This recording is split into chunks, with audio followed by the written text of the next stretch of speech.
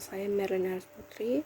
Di sini saya akan mengulas kembali materi tentang bab 4 berisi laporan posisi keuangan dan perubahan ekuitas. Apa sih laporan posisi keuangan itu? Nah, laporan posisi keuangan ini merupakan laporan akuntansi yang memberikan gambaran mengenai posisi aset, kewajiban, serta modal yang dimiliki oleh entitas.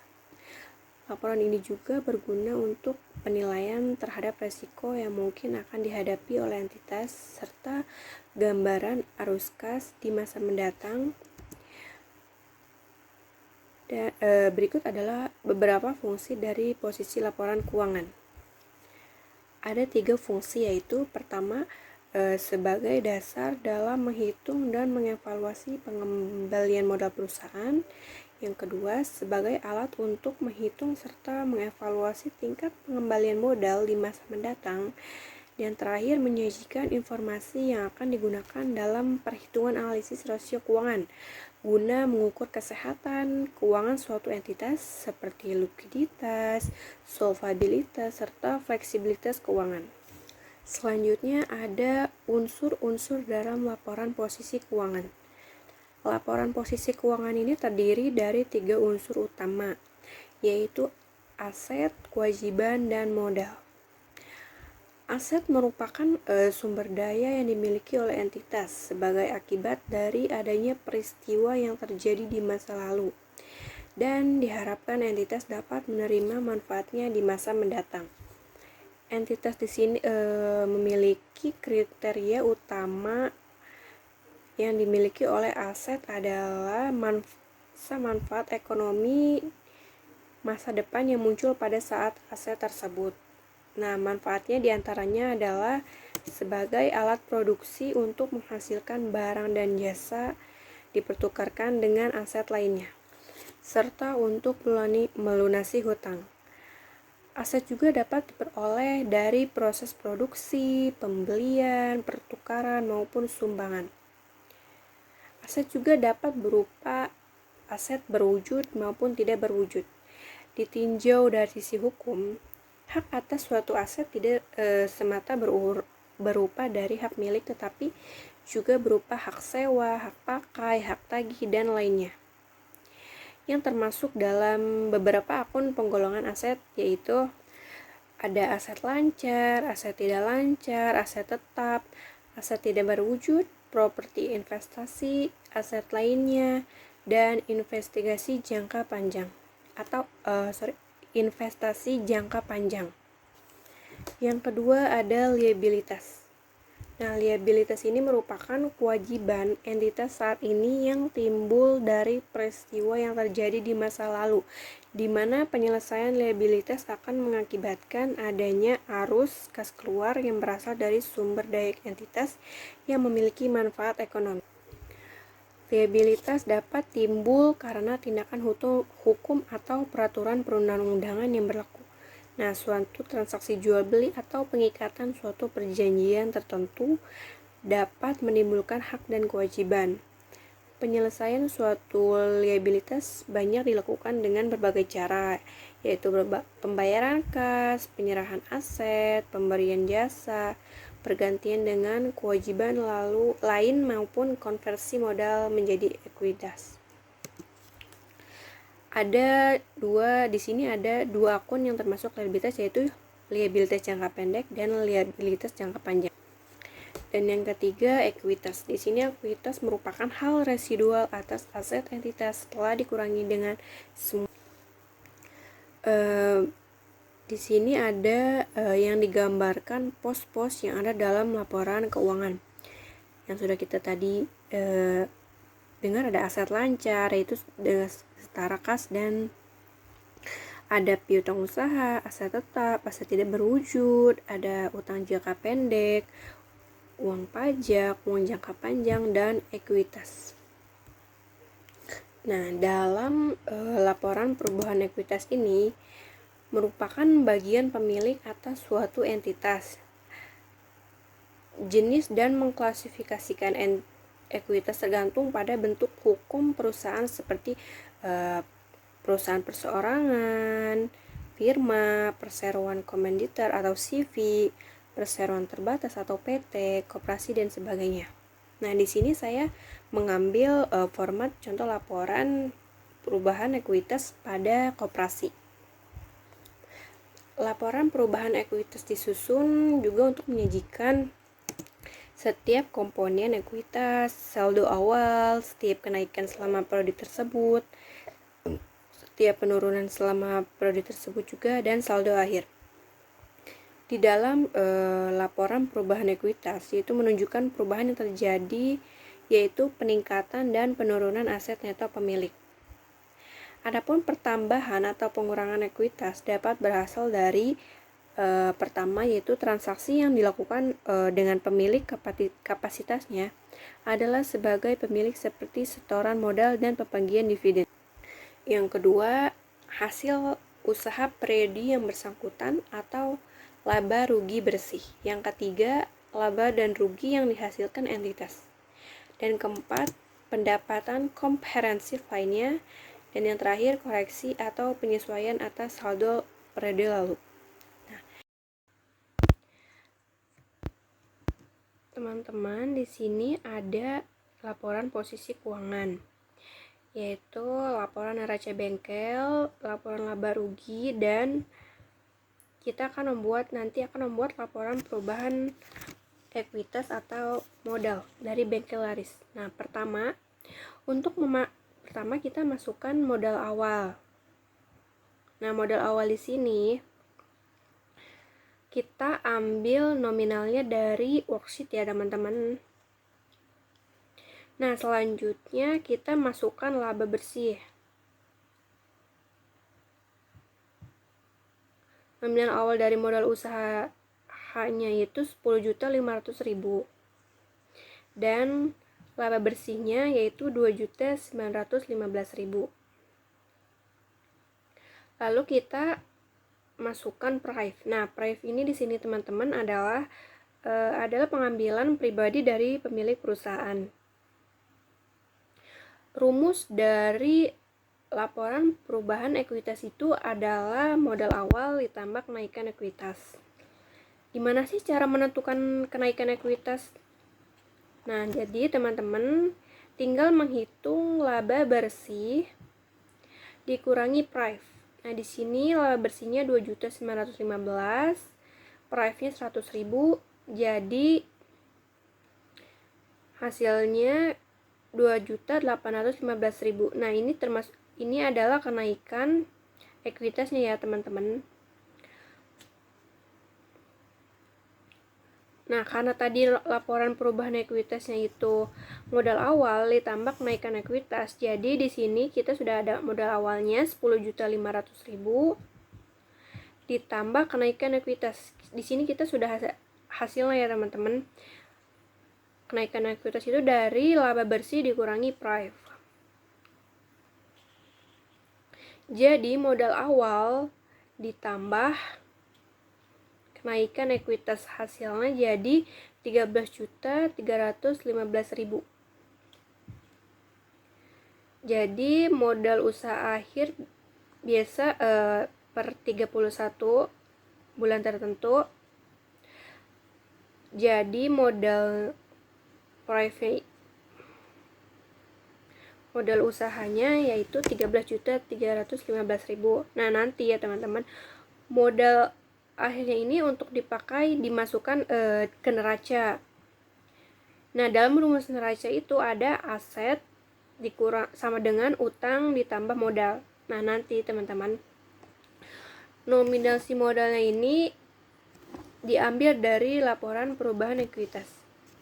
Jadi sekian teman-teman untuk laporan perubahan ekuitas atau modal. Perkenalkan, nama saya Olivia Yulianingrum. Saya dari kelas 03 Sake 006.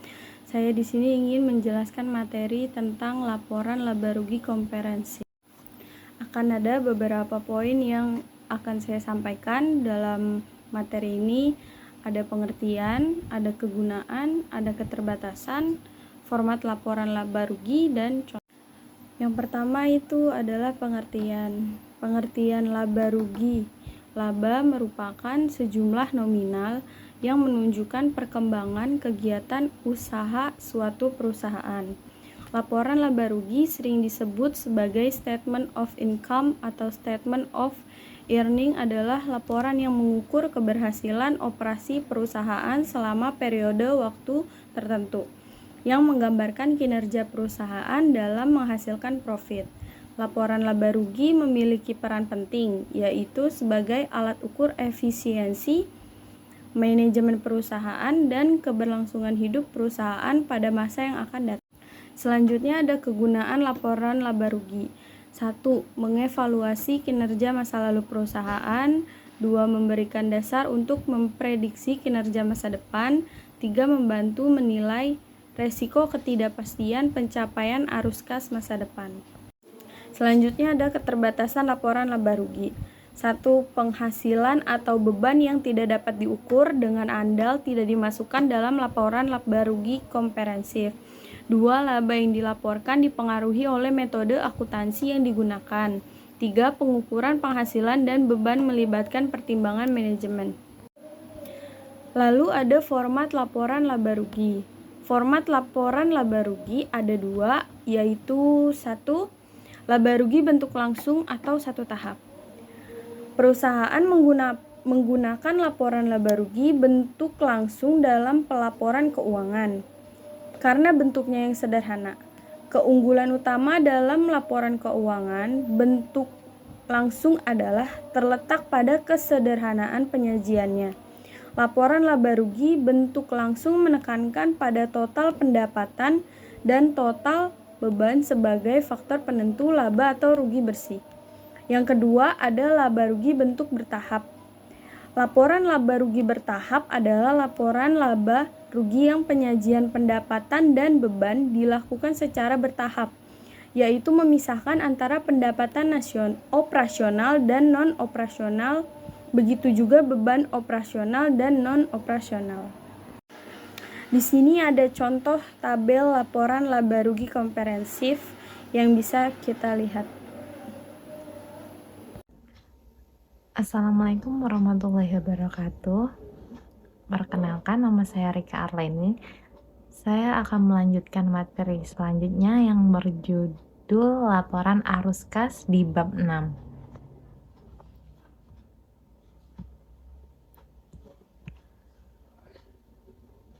Yang pertama ada pengertian arus kas.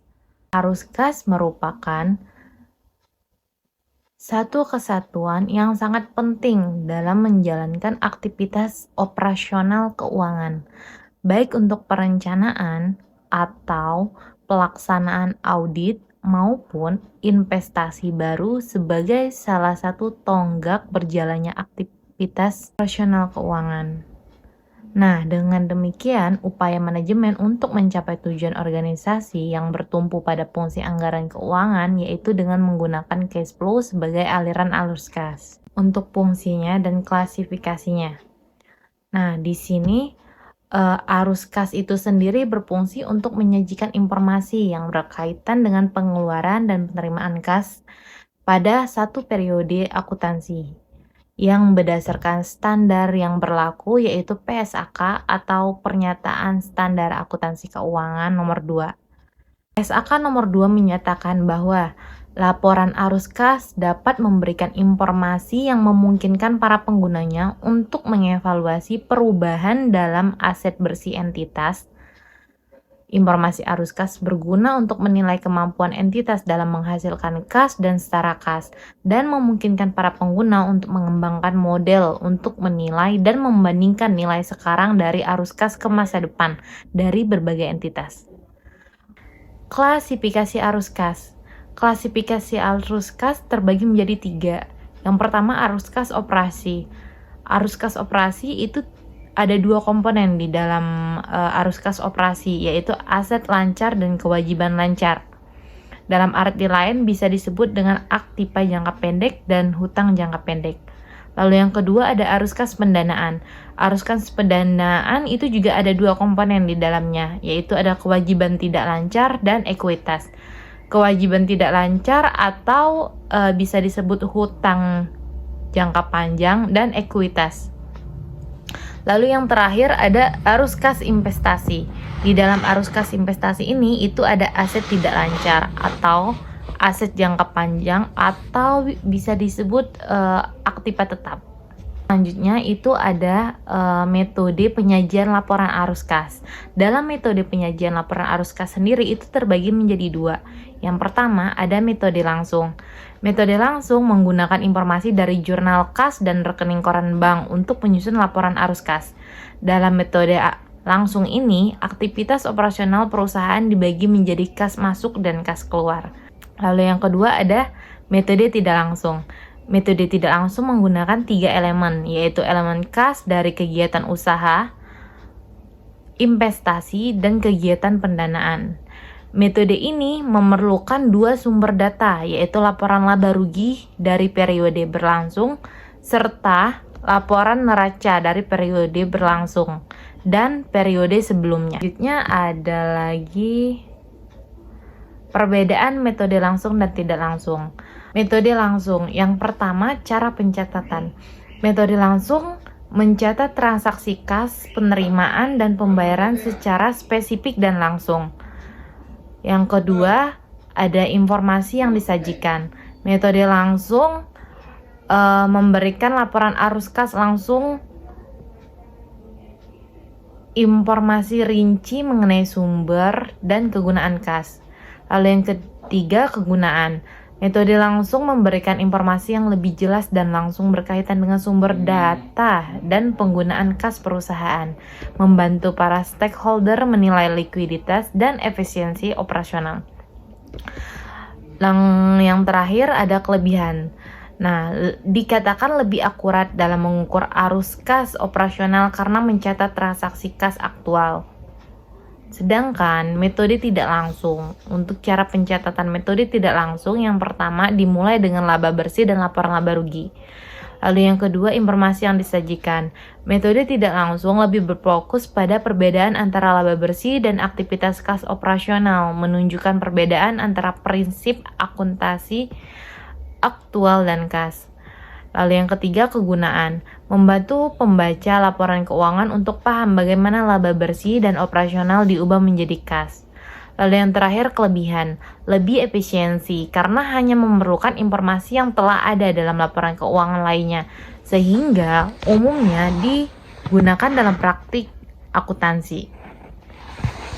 Gitu. Jadi metode tidak langsung ini lebih sering digunakan dalam praktik akuntansi. Selanjutnya ini adalah contoh. Di sini saya telah menyiapkan laporan laba rugi tahun 2017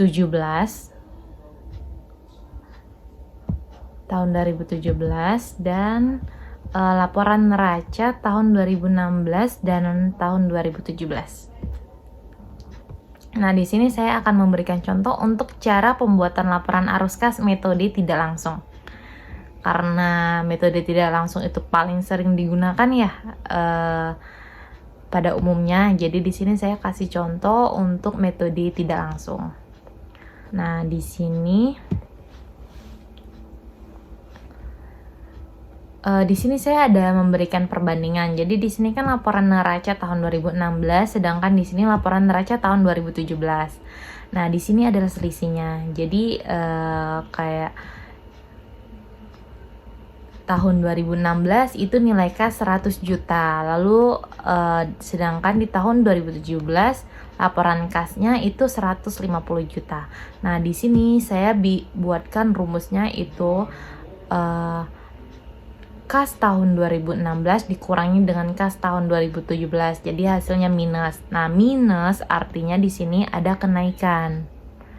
Nah, sedangkan kalau di sini plus berarti itu ada penurunan.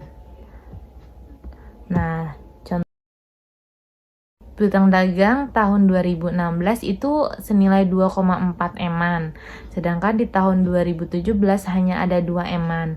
Nah, artinya di sini 2016 piutang dagang 2016 dikurang dengan piutang dagang 2017 itu sama dengan 431 jutaan. Nilainya plus, artinya di sini ada penurunan.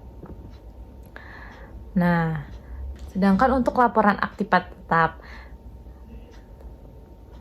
di sini kan nilai aset tanah tahun 2016 hanya 500 juta, sedangkan di tahun 2017 naik menjadi 1,2 M. Nah, di sini rumusnya itu juga masih sama, tapi nilainya kan di sini minus. Nah, minus berarti sama dengan yang tadi, artinya berarti ada kenaikan, begitu. Nah, dan seterusnya. Terus di sini saya juga mau menjelaskan bahwa saya ada mau kasih dividen. Di sini ada dividen senilai 400 juta di tahun 2017. Nah, di sini kan udah saya bikin juga format laporan arus kasnya. Jadi di sini laporan arus kas ada 3 ya. Tadi klasifikasinya yaitu aktivitas operasional, aktivitas investasi, dan aktivitas pendanaan. Di sini udah saya cantumkan juga komponen-komponen yang harus masuk ke bagian aktivitas operasi yang mana, yang harus masuk bagian aktivitas investasi yang mana, dan yang harus masuk aktivitas pendanaannya juga yang mana gitu. Nah, di sini saya klasifikasi dulu nih yang masuk ke dalam aktivitas operasional itu apa aja. Yang pertama di sini ada laba. Ada laba tahun 2017, ada penyusutan bangunan, penyusutan kendaraan, piutang, persediaan, hutang dagang. Nah, jadi biasanya aktivitas operasional ini kan tadi sudah saya jelaskan juga di materi sebelumnya, ada mencakup aset jangka pendek dan hutang jangka pendek ya. Nah, selain dari 2 itu juga ada yang namanya komponen yaitu laba tahun berjalan dan biaya yang tidak bersangkut pautan dengan kasnya langsung. Kayak misal biaya penyusutan, itu kan kita tidak mengeluarkan kas ya secara langsung. Jadi itu juga masuk ke dalam komponen aktivitas operasional. Nah, di sini kita identifikasi dulu aktivitas operasional apa aja sih gitu ya. Yang pertama untuk dari laporan laba ruginya di sini ada penyusutan nih. Kita tandain dulu ya.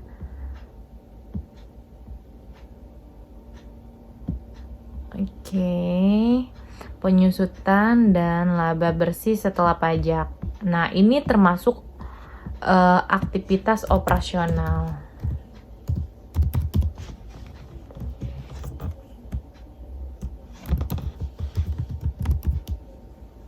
Ini termasuk sebagai aktivitas operasional.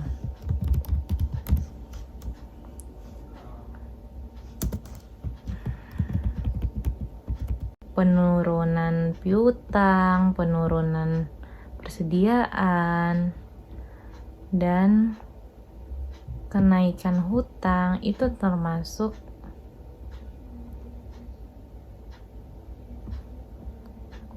operasional.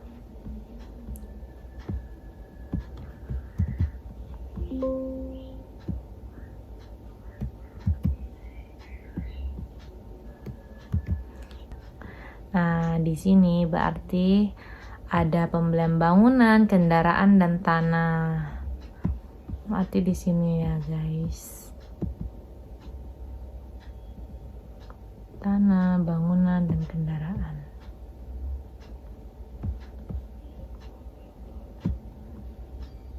Kita kasih warna beda. Ini sebagai investasi.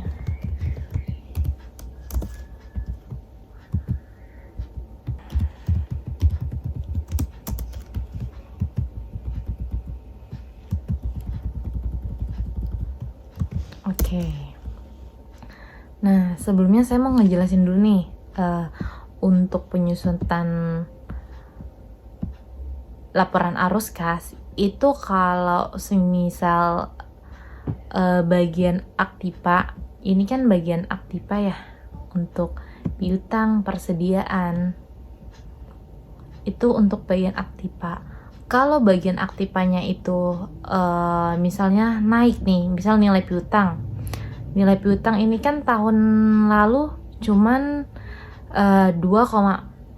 tahun lalu 2,4 M nih. Nah, kemudian di tahun 2017 ada penurunan menjadi 2 M-an. Nah, itu artinya kalau piutangnya menurun, berarti kasnya bertambah. Karena kan kalau piutang berturun berarti ada customer yang membayar hutang. Yang artinya berarti kas kita bertambah. Nah, sehingga kalau seperti itu di sini nanti masukinya itu plus. Karena dia nambah kas. Jadi plus nilainya. Nah, kalau di sini juga begitu, penurunan persediaan. Kalau persediaan turun, berarti kas nambah. Karena kan persediaan terjual, persediaan itu turun karena terjual. Nah, berarti kasnya akan nambah, sehingga di sini juga plus nantinya kalau persediaannya turun. Tapi kalau persediaannya naik, berarti harusnya turun. Karena kas berkurang untuk membeli persediaan, supaya persediaan bertambah. Begitu, berarti di sininya minus, gitu. Itu kalau ada kasus kenaikan. Tapi kalau kasus penurunan, berarti di sininya plus. Nah, kemudian untuk hutang, kalau hutang kebalikannya. Kalau hutang itu naik, contohnya yang ini, hutang dagang. Hutang kan sebelumnya 800 juta menjadi naik 1,2 M. Nah, berarti kalau hutang naik, berarti kas juga naik. Karena hutang naik, berarti kas belum ada pengeluaran untuk bayar hutang. Nah, sehingga hutang itu naik. Tapi kalau hutang turun, berarti kas ada pengeluaran uang untuk ngebayar hutang. Berarti itu kasnya turun dan minus. Nah, kalau ini naik, dari 800 juta menjadi 1,2 M, naik 400, berarti di sini nyantuminnya, di bagian sini, bagian hutang dagang, di sini karena naik berarti kasnya bertambah, berarti plus. Tapi kalau hutangnya turun, berarti kas kan ada ngeluarin uang untuk bayar hutang. Nah, di sini itu minus karena kas berkurang untuk bayar hutang. Gitu ya, teman-teman. Nah, begitu juga pembelian bangunan. Pembelian bangunan, kalau kita ngeluarin uang untuk beli bangunan berarti minus. Karena kita ngeluarin uang buat beli bangunan. Uang yang kita punya itu berkurang karena kita beli bangunan. Begitu. Begitupun dengan penjualan. Kalau kita ada penjualan aset nih, nah itu kan penjualan berarti bertambah. Kas kita bertambah. Di sini berarti plus kalau kita ada penjualan gitu. Nah, terus di sini kita coba langsung masukin ya. Di sini laba tahun 2017. Laba tahun 2017 di sini kita masukin nilainya, terus penyusutan bangunan juga dimasukin. Kemudian penyusutan kendaraan. Kemudian penurunan piutang. Nah, di sini penurunan piutang. Piutang kan turun ya. Kalau piutang turun berarti kasnya bertambah. Di sini penurunan persediaan juga sama. Persediaannya turun, berarti kasnya bertambah. Kemudian ada kenaikan hutang dagang. Hutang dagang, tadi juga sudah saya jelaskan, hutang dagang kalau dia naik berarti kas kita bertambah. Tapi kalau nilainya turun berarti kas kita berkurang. Karena ada pembayaran hutang, makanya berkurang. Nah, di sini karena hutang dagangnya naik, berarti kas kita bertambah. Oke. Jadi di sini nilainya plus. Nah, plus 400 juta. Kemudian di bagian aktivitas investasi, aktivitas investasi tadi kan sudah ada pembelian bangunan. Pembelian bangunan di sini nih. Kita kan beli bangunan. Kalau kita beli bangunan berarti kas kita berkurang ya. Kas kita berkurang, oke. Jadi di sini minus, kemudian pembelian kendaraan juga sama. Kalau kita beli kendaraan berarti kendaraannya minus.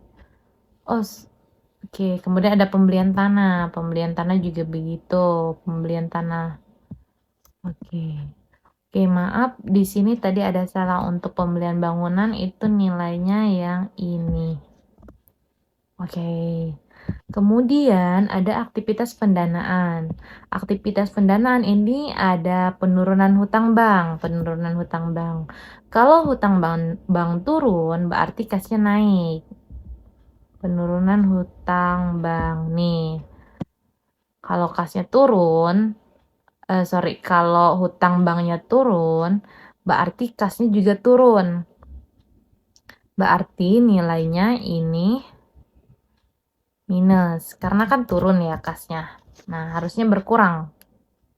Kasnya berkurang karena ngebayar hutang gitu. Kemudian kenaikan hutang bank. Nah, kenaikan hutang bank di sini kan hutang bank naik ya.